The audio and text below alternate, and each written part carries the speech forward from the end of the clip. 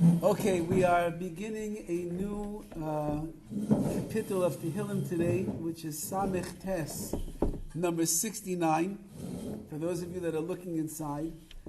And we'll begin with the introduction of Rabbi Foyer, as he explains always so beautifully to give us a backdrop of what is taking place in this Tehillim. And he actually calls a lot of his statements from Rav Hirsch, so we'll probably just go straight into Rav Hirsch as well, but he writes the following I did. And again, as we've been pointing out, a lot of these Tehillim that we are learning these days are extremely apropos for the situation that Klal Yisrael finds itself in. Klal Yisrael is not only fighting the battles in Gaza and in Eretz Yisrael, but we see that the Jewish people are being subjected to the difficulties of Galus, of the exile everywhere in the world right now. And this particular Tehillim is all about Galus, is all about Klal Yisrael being exiled, being a nation that has been like that for centuries, as he writes. And he says that the great irony of Jewish history is that our exiled nation has spent more time on foreign soil than it has in its own homeland. The fact that Klal Yisrael is in Eretz Yisrael right now, first of all, not all of Klal Yisrael is in Eretz Yisrael. And there was maybe one or two times in history where everybody was in the land of Israel, but it was far and few. The first Beis HaMikdash, we came back for the second Beis HaMikdash, but since that time, we're talking about over 2,000 years that we've been in exile in the Golis, Klal Yisrael has not been able to settle itself down in Eretz Yisrael. Even though that we have, Baruch Hashem, millions of Jews that are living in Eretz Yisrael, but there are more Jews living outside of Eretz Yisrael. Between America and Europe and Australia and South Africa and South America and all over the world, there's maybe 6 million Jews in Eretz Yisrael. There's 10 million that are elsewhere in the world. So we have a homeland. Not every nation has a homeland. We have a homeland. It's called Eretz Yisrael. HaKadosh Baruch Hu bequeathed it to us in His Torah. And most of the life of Klal Yisrael over all of the centuries has been spent outside of Eretz Yisrael and not inside of Eretz Yisrael. We've been uprooted violently from the natural setting where we're supposed to be, and we've wandered for almost 20 centuries already. And let's just understand also, we wandered in the wilderness, we came into Eretz Yisrael, we were exiled, we came back, we were exiled, and we've been living in exile. And he writes over here, but the amazing thing about Klal Yisrael, which we've spoken about this many times, is that Klal Yisrael not only has survived without a country to call our own, we're not living, again, most of the majority of Klal Yisrael is living outside of Eretz Yisrael. And many of the Jews that are living in Eretz Yisrael are really outside of Eretz Yisrael. The Gullus is very deep inside the land of Israel. Now maybe it's shortening the length a little bit, because so many more people are beginning to see that the sanctity of Eretz Yisrael depends upon Torah and the Kedusha of Klal Yisrael. And if you're going to live in Eretz Yisrael, then you're going to live not like a religious Jew, so then what's the point of living in Eretz Yisrael? And you have a whole movement and a whole wave of tshuva that is taking place right now. But the reality is that as long as there are McDonald's and Kentucky Fried Chickens and movie theaters and clubs and bars and chazah that is being served in Eretz Yisrael, so then Eretz Yisrael also is part of the Gullus, part of the exile that is taking place. Meaning also, if the nation of Yishmael could do what they did to Klal Yisrael in Eretz Yisrael on Simchas Torah, that's also a sign of the Gullus, of the exile that the Jewish people find themselves in. But historically, although that we've been traveling around the world in every single corner, the Arba Kanfos of the world, the four corners of the world, nevertheless, we have flourished during the exile.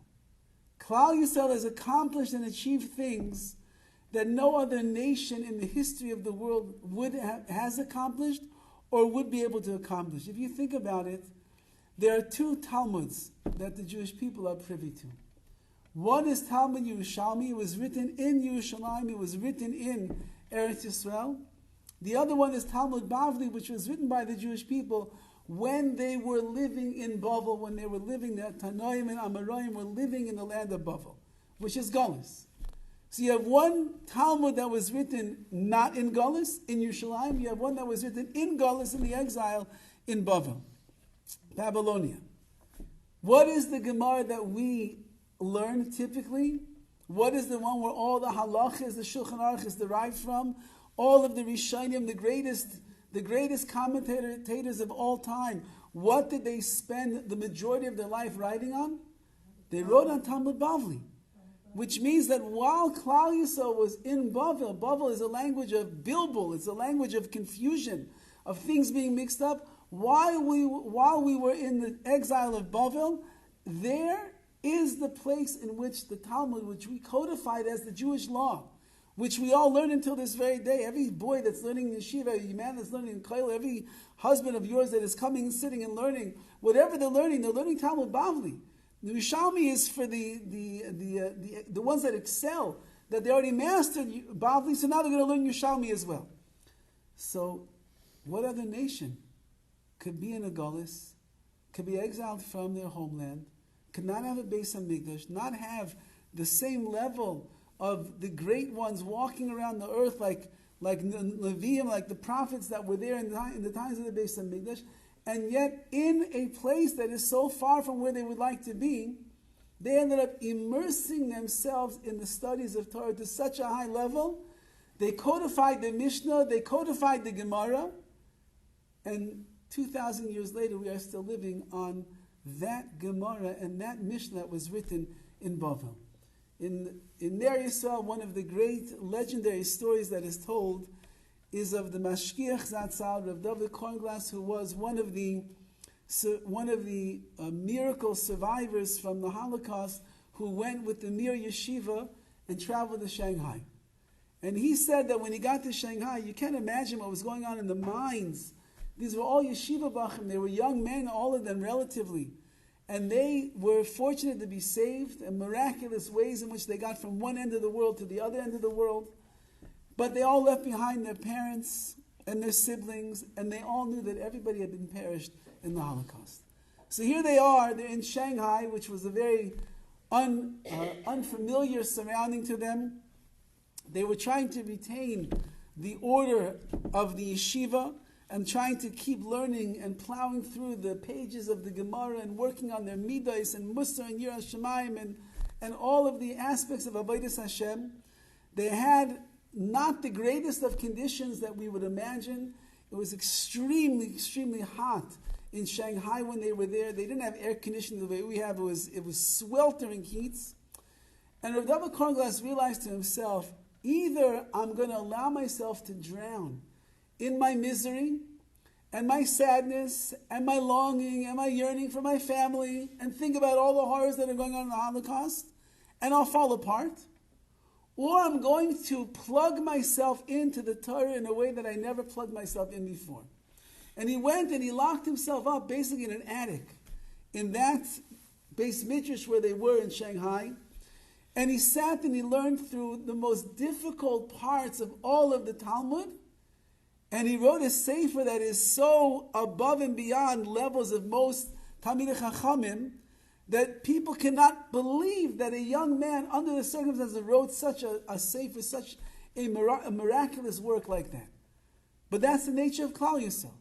The nature of Klal Yisrael is that in the Galus, in the exile, that is where we end up flourishing the most. That's why the Sfas Emes writes that the word Galus is from the word Gilui, which means to reveal. Because Klal Yisrael will reveal its greatness in the place that would seemingly be the darkest moments of our time, of our life, of our history. And it's not just a message for the majority for the Klal Yisrael in mass that finds itself in Galus. It's every single one of us. Everybody has their own Galus that they will go through in life. Some of us have many Galuses that we have to go through. Others have few Galuses that we have to go through. But that means that there are periods in a person's life where we feel exiled from the place that we would like to be. There are periods in a person's life where there is darkness instead of light. There's periods in a person's life which are much more challenging than we thought that we are capable of being able to face and deal with, rather than having the good life, the comfortable life, all of that, all of the above. And the Torah is telling us that you should know that like Klal Yisrael itself flourishes the most in the Galus, so too a Jew that finds himself in some kind of spiritual, emotional, religious, physical type of a Galus that they are in, that is where a person can also flourish the most and be Megala, reveal all of that is inside. So he says over here that the fact that Klal Yisrael's survival grows, the fact of Jewish survival grows even more amazing when you consider all of the hostile environments into which our people have been thrust. It's not like we went to another country and they embraced us and they love us and they say, go ahead, do whatever you want. You're talking about Nazi Germany, you're talking about the Spanish Inquisition, you're talking about crusades, you're talking about people that turned on us every single place that we went to, and they made our lives miserable. And nevertheless, under those circumstances, like we said during the times of Hanukkah, that Klal Yisrael is compared to zaysim, we are compared to olives. And the reason is because when an olive is on the tree, it's hard and it's bitter and there's not much that you can do with it. But when you put it into the press and you press down it very, very hard, you squeeze out the shemen zayzach, the purest of the olive oil that is there. And so too, Klal Yisrael is the same way. That it's only when we're squeezed down and we are being pressed in the gullus that we find ourselves in, that's where the most beautiful and the most valuable olive oil, which is the purity of our neshama, is going to reveal itself. And so it's specifically in the worst of circumstances that Klal Yisrael will find itself in, that is where we end up flourishing the most. So if the nation could do it in mass, then it's a HIZUK to each and every one of us that we have to be able to find that in our own lives as well.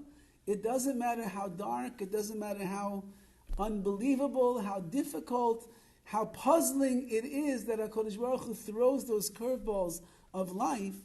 It is specifically in that place that you are going to reach the hisgalus, the revelation, or the revealment of your beautiful neshama that HaKadosh Baruch Hu has given you. That's what's going to press out even more. So that we learn from Klal Yisrael's amazing existence, that even in the worst of environments, and again, as we say that history repeats itself, it's not just that it repeats itself, it's that there are basic laws, spiritual laws in nature, that if Klal Yisrael does this, then this is going to be the response of HaKadosh Baruch Hu through the hands of the nations. And we are once again finding ourselves in America.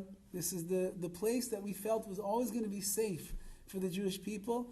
I'm not sure there's any Jews right now in America that are really feeling safe at this point.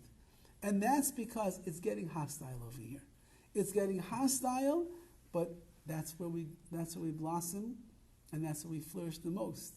Which means that at these times in the history, when Klal Yisrael is going through a very unknown situation, so that's where a person has to begin to buckle down and be able to find inside of themselves an inner strength that we never knew that we had before, and use it for our service of HaKadosh Baruch Hu in ways that has not yet revealed itself.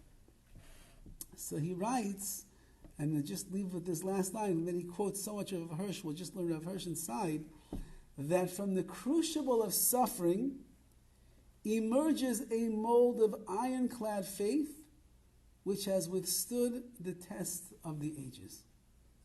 And I think that if you ever meet a Holocaust survivor who went through the Gehenna of Auschwitz or Birkenau or Bergen-Belsen, and they emerged with an emunah, they emerged as believers in Hashem, you know that you're talking about someone that you cannot rattle them, you cannot shake them, there's nothing that you can do that's going to even nick away at their emunah. because they went through Gehenna and they strengthened themselves to go through Be'emunah Shlema with their belief in Hashem. They didn't lose their belief in Hashem. It only got stronger and stronger and stronger, and that's what the crucible does. Klal Yisrael gets heated up in the fiery furnace over there. HaKadosh Baruch Hu, who is the greatest of the blacksmiths, he works and he works and he works and he shapes and he refines and he makes everything so that we should become the greatest nation of Klal Yisrael that we are supposed to become. So this is his introduction, and like I said, he mentions Rav Hirsch so much. We just have to see Rav Hirsch inside to understand what he's saying, the greatness of Klal Yisrael, and how we survive, not just survive, but how we thrive in the exiles, in the gullus that is there. And he writes like this.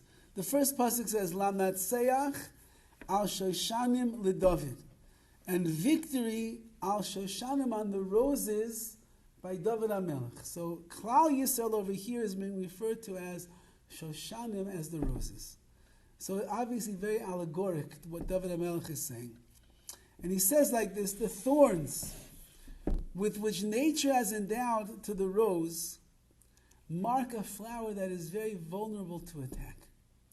There's no other flower really that exists in the floral kingdom that has thorns all around it.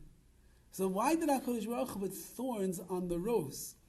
So the rose is very beautiful, it's very precious, but it's also very delicate. And the reasons that the thorns are around there is to ward off the enemies and the attackers of the rose, in order that it should be able to grow and achieve the beauty that it wants to. And therefore, says Rav Hirsch, Klal Yisrael is the same thing. And that is that when we are in danger of being attacked, we also have thorns that are sticking out and are there to protect us. What are the thorns? Number one, he writes, only HaKadosh Baruch Hu is able to protect Klal Yisrael. Only Hashem.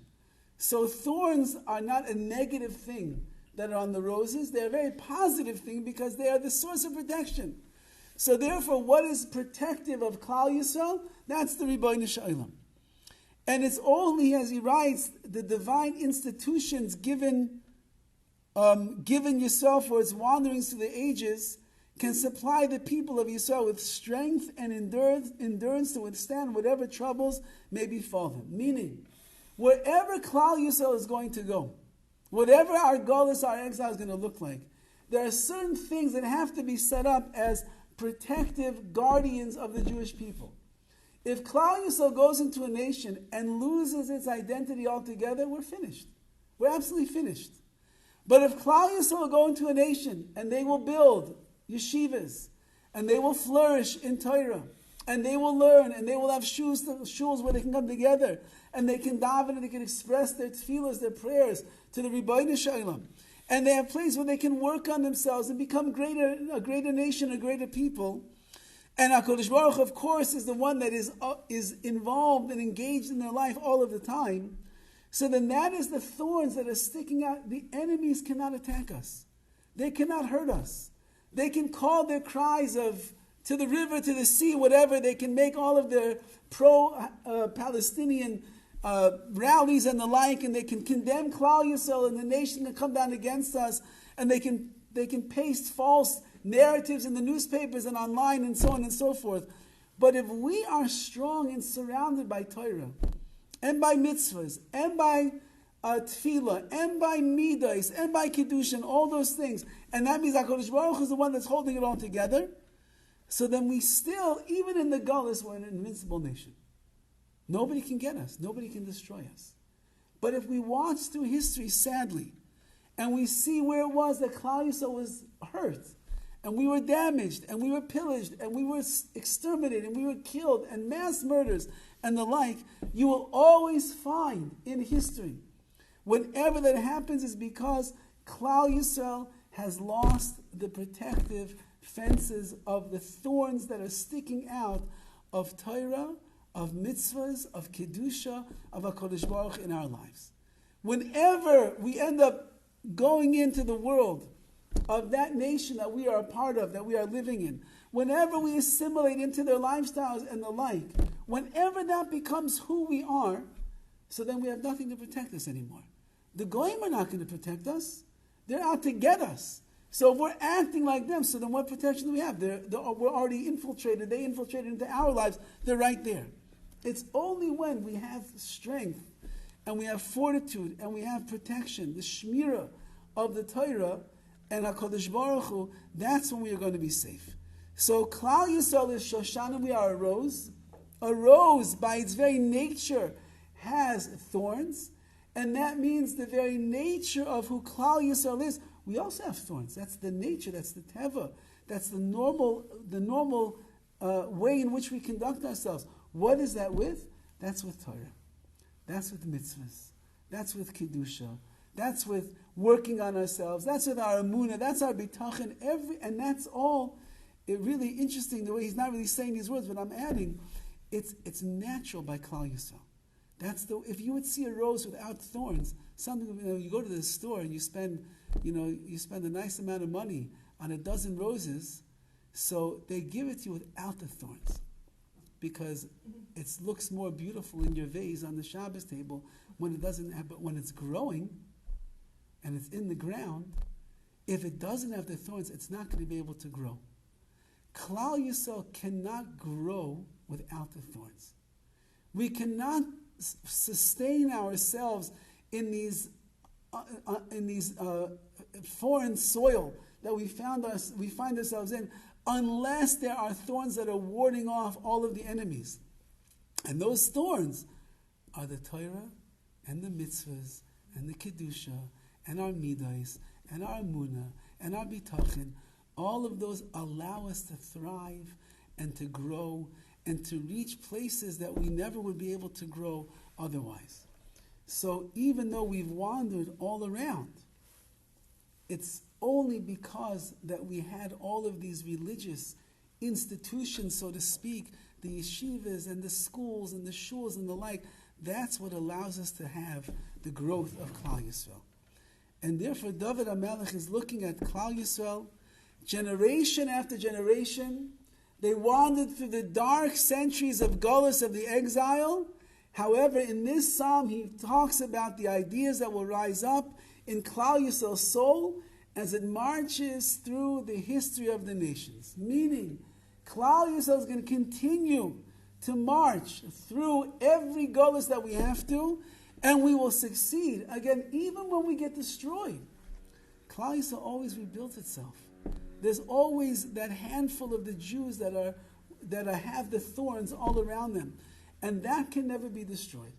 Meaning, if we'll leave our existence up to secularism of the Jewish people, if we'll leave our existence up to the temples that are amongst our nation, that are teaching things that are horrific so much against what it says in the Torah. I just heard such a troubling story about a Jewish temple where the rabbi is a she.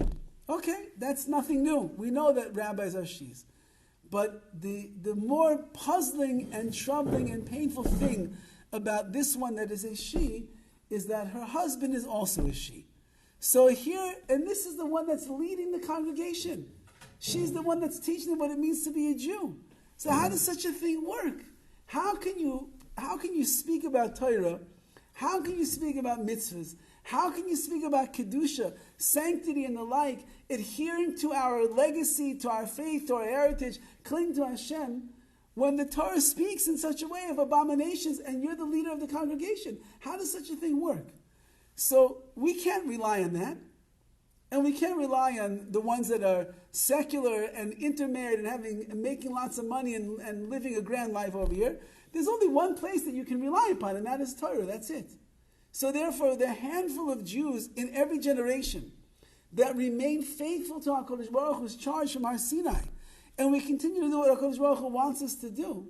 So then that's the rose with the thorns. We continue to grow, and we can be able to share that then with the people that are around us. Dovid HaMelech is calling out to the neshama of Klal Yisrael to help us to realize just what we have and what our strength is. And again, I think that if you see what's going on in Eretz Yisrael, so many of the soldiers who never knew what Shema Yisrael is, they never knew what a tefillin is, they never knew what a tzitzis is, that they are beginning to embrace the beauty of what it means to be a Jew.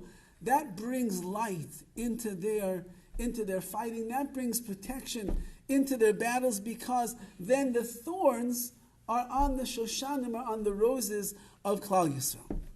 The next pasuk, beis, Hoshieni Elokim, save me Hashem, ki bo mayim ad nafesh, because the waters are coming up, nafesh coming up to like penetrate my soul.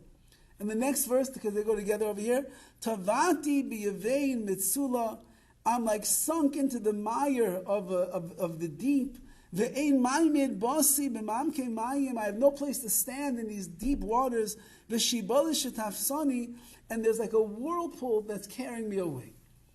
So this is like the collective consciousness of Klal Yisrael calling out.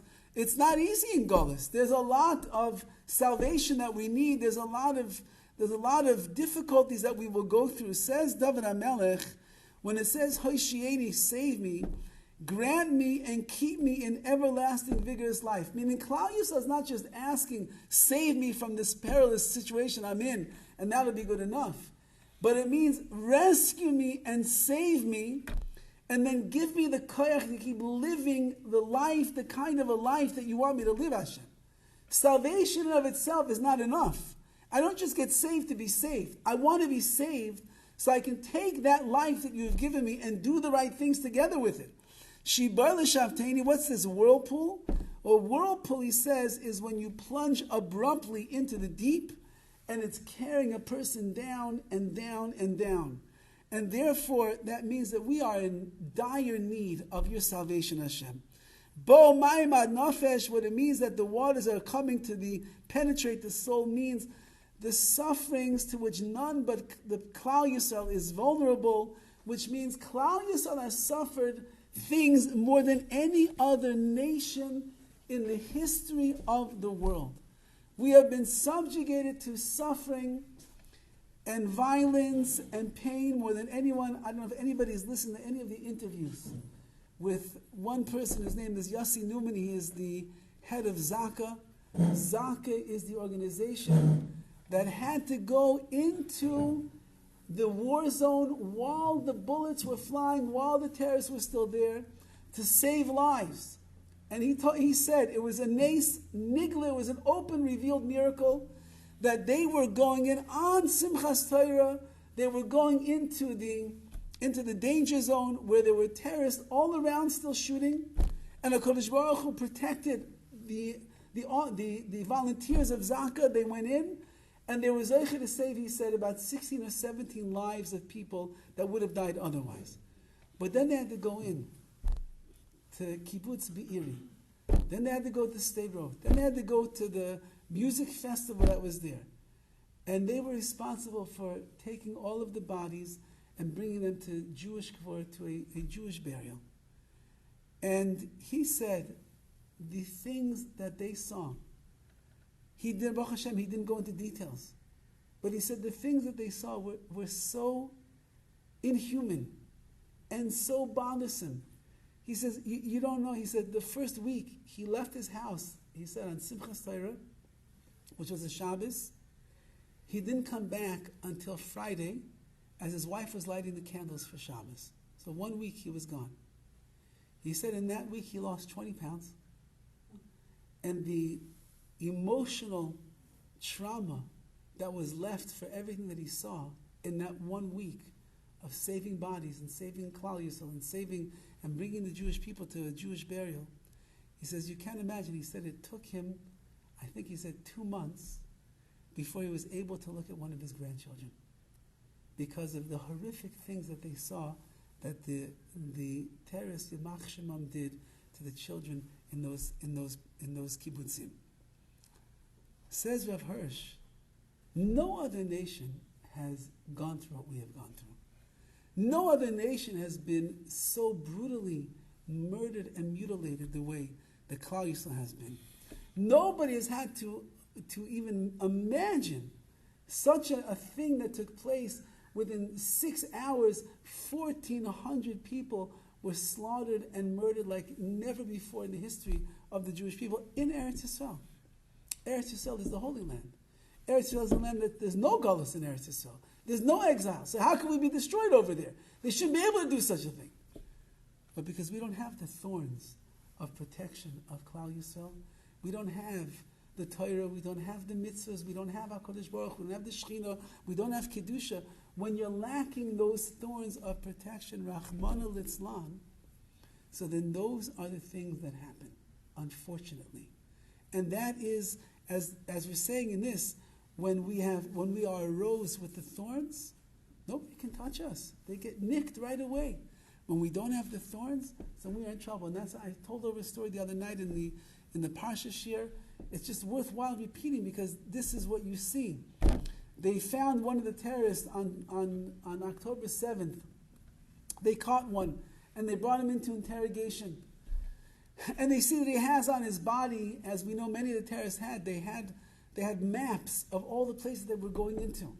This was, there was always an inside job, as they would say. There were many janitors that were Arabs. There were many construction workers that were Arabs. There were gardeners that were Arabs, so on and so forth. Delivery men that were Arabs. And they were writing down everything, taking maps, making all the details so that when they would hand over the information to Hamas knew exactly where they were heading. They shouldn't waste a second finding someone to kill. So in one of the towns called Ofakim, in Ofakim is one of the most religious neighborhoods in all of Eretz Yisrael. It's learning and learning and learning. There's a gigantic base midrash that is the home to 800 to 1,000 yeshiva bachrim. They found this particular terrorist, and they brought him in for interrogation. They found on his body, he had a detailed map of the city of Ofakim, but he had also with him pictures, close-up pictures of the main base midrash, the yeshiva, and pictures of the 4 or 5 doorways, entrances that were in there. And and scarily enough, he had a list of all of the zmanim, all the times of tefillah for the yeshiva, when they would be shachris and this, and when it would be hakafais, when all the 800 boys would be dancing all together as one. And the plan was that they're going to surround the building by all of the entrances, 5 terrorists here, 5 over here, 5 over here, and this main guy's going to come in with his crew from the front, and at exactly whatever it is, 1 o'clock in the afternoon, when they know that the dancing is going to be the most riveting, they're going to come in and they're going to kill all 800 people, just like that. And yet, anybody that knows, when the terrorists got to Ofakim, they came, they looked, they left Ofakim, and they didn't touch a single soul in there. So the interrogator asked this terrorist, why didn't you do what you said you were going to hold, what you were going to do? Why didn't you go to Ofakim and kill everybody? He said, well, we got to Ofakim, and it's a religious place, so the gates of that city are closed. And we get to the gates, we're going to break open the gates to go in there and do our deed. But when we looked out to the main base midrash over there, which is the main place where we're going to go and kill everybody, we see, coming from the roof, we see flames leaping out of the roof, and it looks like the place is engulfed in flames. So we said to ourselves, why should we waste our time going and murdering them? The whole place is on fire anyway, they're probably dying anyway. Let's use our ammunition and our energy for someplace else. So we moved on. So the interrogator said, what are you talking about? There was no fire. He said, there was. We got there. We saw the building as fire shooting out from the top, smoke and flames. It's engulfed in fire. It's burning down, so we didn't want to waste our time. So he says again, what are you talking about? There was no fire in that building on Simchas Torah. So he says, I don't know what you're talking about. We only know what we all saw. We were standing in the gate. We looked at the building where the yeshiva is, and there was fire all around, and so we went away, and we left. What ended up happening? You're talking about one of the holiest yeshivas in all of Eretz Yisrael. And the boys and the young men that are learning in Kaila over there, they were dancing with such a fervor. So those are like the thorns that are shooting out of the ceiling, of the roof of that yeshiva, and the Arabs, who are like a chamor, like a donkey, they can't see anything. They themselves saw the fire, the flames shooting out, and they said, oh, why waste our time? It's already burning up anyway. Says David HaMelech, when Klal Yisrael remains true to who they are, and they hold on stark, very tight, to the Torah, and to the mitzvahs, and to Kiddush and the like, so then we are a rose, and we are protected by the thorns. No one's going to touch us. And HaKadosh Baruch Hu will make a naze, even an Arab, who's coming with blood, thirsty mouth and hands to come and kill. He only sees fire, burning up a yeshiva, and he moves on and he goes someplace else, not to touch Klal Yisrael. So this is what we're talking about. This is what Rav Hirsch is referring to over here, that Dovid is saying, Klal Yisrael, you have to understand who you are. You have to understand what's on the inside. On the inside of every single yid is a gigantic neshama that is huge, that's filled with the Eish HaTorah, the fires of Torah and Kedusha. And if we just will grab onto it and we will grow inside of it and we will embrace it, so then it becomes our Eitz Chaim, our tree of life, that will keep us going. Even in the worst and the darkest of gullahs of exile that we'll find ourselves in, even there we'll be able to thrive. Says the Metzudas Dovid on this pasuk, the waters are coming out of nefesh, coming up to the soul, and he writes, Him shel oimek hatzoros l'mayim shoitfim. So David HaMelech, he likens the very deep levels of suffering that Klal Yisrael will go to, l'mayim shoitfim, to these waters that are moving around, haboyim atzova, that are coming to the neck. It's so high up on the person and he can't get out of there, he's close to dying. When the tsaros of Klal Yisrael pile up in the gullahs, says David HaMelech, sometimes it's that bad. It is that bad that it seems that there's no escape, there's nothing to do. However, there's like a whirlpool of waters that are going around. If a person ends up in very deep waters, they're in danger. Even if the waters are not like a whirlpool and moving around so strong. But someone who comes into the whirlpool of waters, he's also in danger. Even if they don't come from a deep place. So you could have deep waters, it's too deep to swim. And you could have shallower waters, which is like a whirlpool, catching you with the undertow and the current. It's also dangerous. Umikol shekain, all the more so. If you end up in a whirlpool of waters that are also deep, that's very dangerous. And David HaMelech is saying about Klal Yisrael and the Golis, that the tsaros, the suffering and the pain and the difficulties are piling up, doubling up, umetziros, and they're like binding a person up with stuck. That's how bad it can get for Klal Yisrael and Golis. But even there, says David HaMelech, even there we can be saved, we can be rescued, we can be sustained, we can bring out the real koiches, the real glory and the real beauty that's inside of our neshamas, even when it's that bad. That's why they're calling out to Hashem. Where does you turn when he's in danger? Klal Yisrael was in Mitzrayim, this week coming up, this Parshat Vayechi, it's the end of Sefer Bereshis. After that we get into Shmois. Shmois is Golis. That's what Shmois is, it's Golis. It's Klal Yisrael in Mitzrayim. And we are in the deepest annals of Golis. When we get into Mitzrayim, we become assimilated, we go back to Avodah Zarah, we lose our connection with Hashem, we go away from the ways of Yaakov Avinu. We are in really, really bad shape.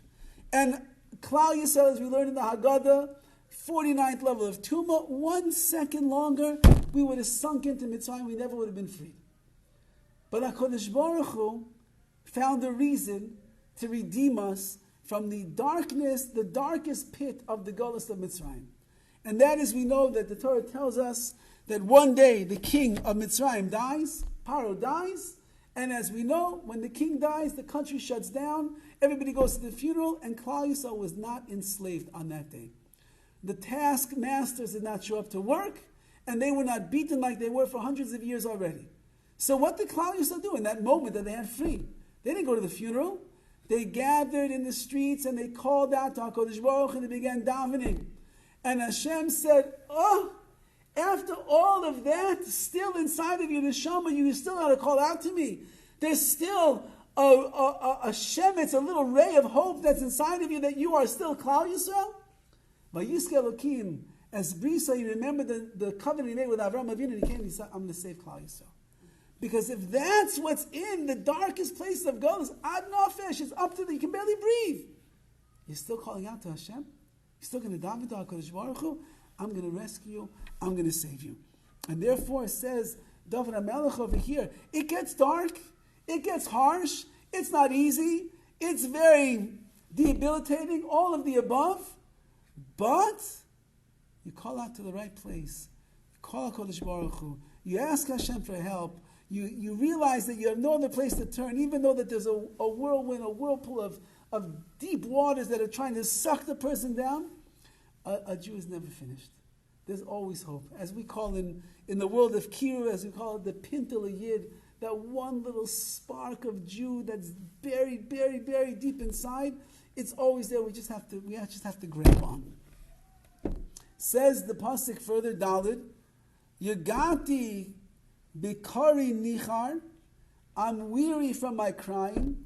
Groini kolo, groini kolo, my throat is parched. Einai miyachel alakai, but my eyes are waiting for Hashem.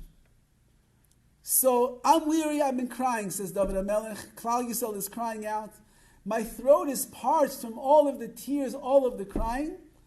And my eyes are weakening while I'm waiting for Hashem. I'm just waiting and waiting. When is Hashem going to come? Says Rav Hirsch, there's harsh and long drawn-out suffering. It eventually deadens and weakens the spirit that the sufferer loses even the strength to pray. Yeah, if you hear stories of Holocaust stories, that it got to the point people had no tears left in their eyes. People didn't have energy even just to open their mouth to utter a single prayer. They daven themselves out, as we would say. The harsh and suffering that a person will go through sometimes, it makes it, you have no koyach left, you have no strength left. And Dovid HaMelech is saying it gets bad when Klal Yisrael gets in that place. When there's no energy left, when there's no ruach left, when there's no belief left that you can still cry, there's always a squeeze out another tefillah. You know, it's like the toothpaste. You think that you're done, but you're not done. So you squeeze a little out today. Okay, I'll get a new tube. Well, let me try a little bit more. Next thing you know, you go another 2 weeks. Every single day you're squeezing out and squeezing out and squeezing out. It's there. And that's what we're saying in our tefillahs. So, okay, we get to the end of the barrel, we get to the end of the tube over there, we davened and we davened and we cried and we cried and we hoped and we didn't see the salvation yet. But you're like that tube of toothpaste. You can always squeeze out a little more, another tefillah. It's always in there. Rabu Misaros Roishi, they soinai chinam. They hate me without reason. But the people that hate me without reason are even more than the hairs on my head. So you have a lot of hairs on your head. And the hair always grows back. And there's follicles and everything that is there. But the people that hate me, they're even more than that. Otzmu matzmisai, they're mighty. They would make me numb. And they come forward and they accuse me falsely, and they say that you stole from us and we want you to give back what you have taken. Says Rav Hirsch, and again these words are like, I don't know, it's not prophetic, but it's just so apropos for where we're holding today. Klal Yisrael has not found sympathy anywhere. And if you look in the world today, you'll see that. Now, even the great president who was sympathetic, maybe is not as sympathetic. The UN certainly is not sympathetic. There are Jewish haters everywhere in the world. They're certainly not sympathetic to us. You find every once in a while a person will come over to you and start telling you, we're with you, we're dominating for you. Took my kids to this place called the Science Cube, whatever, Discovery Cube. And there's this black woman who's working there, and I'm with the kids and they're doing their thing. She comes over and she says, I don't understand. What's the story with all of these Hamas protesters and pro things? You are right, and you deserve your land, and I am with you, and we are with you, and you, just like I'm an American and this country belongs to me, you are a Jew and that country belongs to you, you belong there. And she starts giving me drushes, and she's darshaning, and the next thing I know, she's crying, and then I told her, thank you very much, means so much, I really appreciate it. And then she walks away, and then I go someplace else with the kids, and then she finds me. And another thing I want to tell you about the Jewish people. I love the Jewish people, and they're amazing. And I got drushes the whole day that I was there at the Discovery Cube about how amazing Klal Yisrael is. But she's one. She's one of a kind. You don't find that very often. Even in the beginning, when it started happening, people would stop me on the street. We're praying for you. We believe. Now, it's far and few that it comes these days. And you never know how people are looking at you. You never know what they're thinking. You never know what's going on. This is the most liberal state in all of America.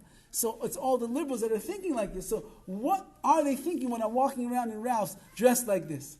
What are they thinking when I go to CVS at midnight? It's scary to go to CVS at midnight anyway. But to go to CVS at midnight and be walking around like this, and everybody knows that you're a Jew, and not everybody else looks so Jewish in CVS. What are they thinking when you're walking? You have no idea anymore. So we don't have any sympathy.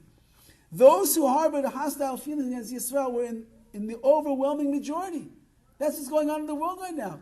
There's a wild majority of people that are against Klal Yisrael. We don't have a right to defend ourselves. It's not a question of defending ourselves. Eretz Yisrael belongs to Klal Yisrael. These people are murderers. They came and they attacked us with unprovoked attack. So we have no right to go and protect our nation, protect our people, protect our land? Of course we do. But nobody wants to hear. Even worse, the reins of power were in the hands of those who actively desired to paralyze Israel. The UN is the most. They're calling upon what do they call it? This thing that they enacted 93, whatever it is. What do you call it? Whatever agreements they have over there, they have accused Klal Yisrael of the worst of war crimes. No, it's not. It's something else. But they accuse of the worst of war crimes, and we're nowhere near what other nations have done in their wars and their battles defending themselves. But the power is in the hands of people that would like to destroy Klal Yisrael, to hinder it in its every movement, to render it powerless while it was yet alive. It was for this purpose they came forward against Yisrael, and they trumped up charges. So that's war charges. They're trumping up war charges right now. We did this, we did this, we did this. The New York Times just puts out some kind of a headline the other day. The worst Arab casualties in the history of all wars. Really, the history of all wars. There's like millions that were killed in this war, and millions killed in that war. But what the Jewish people have done right now is the worst in all of history. Why? Because they hate us, and they can't stand us, and they would like us to be destroyed. And they have power. The media has power, and the people have power, and so on and so forth. And therefore, says Rav Hirsch, you have to know that part of the gullus that we will go through, part of the exile that we will go through, part of this is we will find, and that's all part of kind of the miracle of gullus, is that gullus teaches, it educates the Jewish people. We have no friends in the world. There's only one friend that we have, that's not Kodesh Baruch Hu. And the more that Klal Yisrael is united together as one, there's only one way to unite ourselves. You can only be united if it's together with one Hashem, which is one Torah. When we are united, Yisrael Araisa v'Kuchabrichu, that's what it says in the Zohar. Klal Yisrael Araisa the Torah v'Kuchabrichu, and Hashem Chad, who were all one. It's only when we're united in that kind of a way, then we are mighty, then we are strong, then we have the thorns that can push out against our enemies. But if not, Rachmanu litzlan lo aleinu, like we see with our own eyes happening in front of the world right now, they are against us, they want to destroy us, they want to take us down, they want to accuse us of things that we did not even do. No other nation in the world would be accused of what they are doing during war right now, besides Klal Yisrael. Yes? So Rabbi, is that why we say Shema to protect us too? Yeah, sure, we say. Every time something bad happens, we always say... Yes, we have to say Shema to protect ourselves as well. We have to say Tehillim to protect ourselves. We have to learn more. We have to work on our midos. We have to stop speaking Lashon Hara, keep our mouths closed.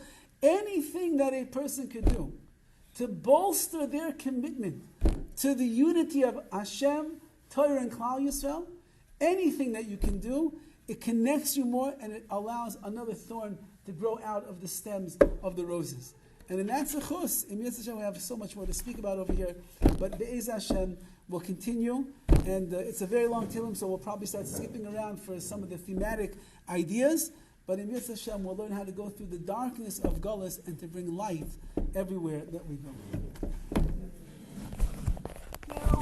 You're welcome. Thank you.